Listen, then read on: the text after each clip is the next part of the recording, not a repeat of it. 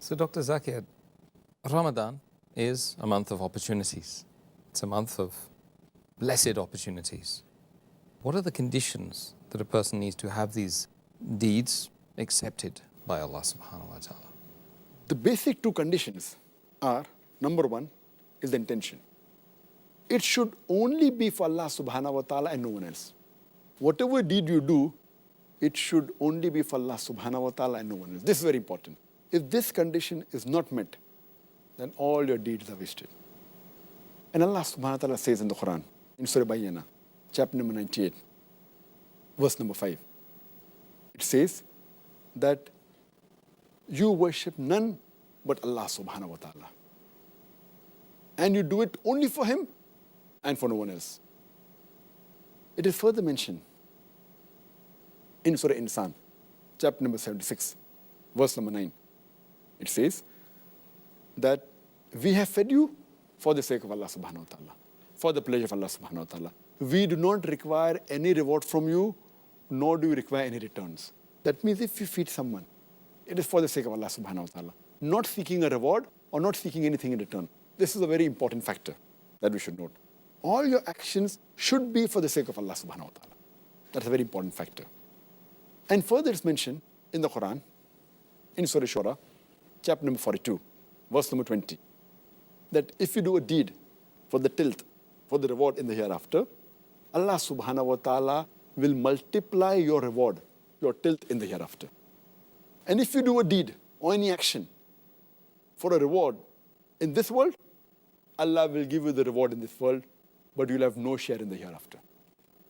Allah repeated that message in Surah Hud, chapter number 11, verse number 15 and 16, that anyone who seeks the reward in this world or does any deed for this world and for the glitter of this world, Allah subhanahu wa ta'ala will surely give him in this world, but he will have no share in the hereafter except fire, except hell.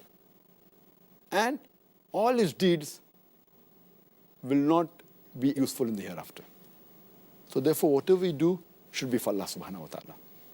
And the second caliph of Islam,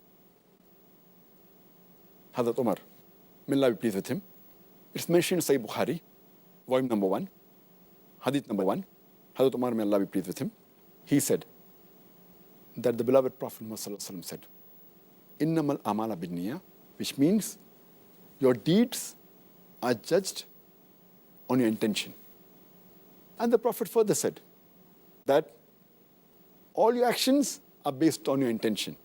And anyone who has migrated for Allah and His Rasul, he has migrated for Allah and His Rasul. If anyone has done hijrah, migrated for the worldly benefits or for marriage, he has migrated for the worldly benefits and marriage. So niyyah is very important. And this is further repeated in another hadith, in Sahih Muslim, volume number 4, hadith number 7114. It says that our beloved Prophet Muhammad said that Allah subhanahu wa ta'ala says that I am alone sufficient. I do not require any associate.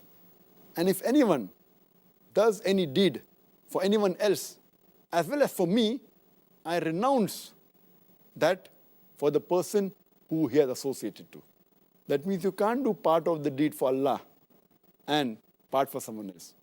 You have to do completely for the sake of Allah subhanahu wa ta'ala. Only for Him and no one else. Allah does not like anyone associate anything with Him.